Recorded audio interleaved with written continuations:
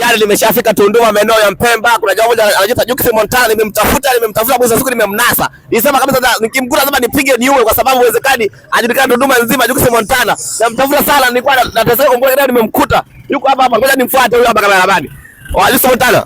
Vipi mambo? Ni aje? Safi kabisa, mambo vipi? Kama angalia watu kule. Sasa umesikia? Mimi nimetumwa na wananchi. Maana toka nimefika hapa Tunduma nasikia taarifa za kwamba Jux Montana anakaa hapa Tunduma. Sasa nimekutafuta bado nimekunasa. Kwa nini umekuwa star ghafla mara hii? Mimi bwana ni star wa TikTok East Africa kama unavyojua bwana. Hakuna nchi ambayo inijui mimi.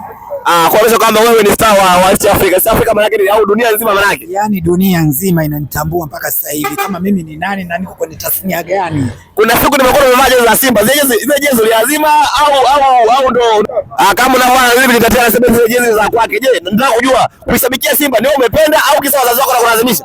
Simba naipenda mwenyewe, si lazimishwa na mtu.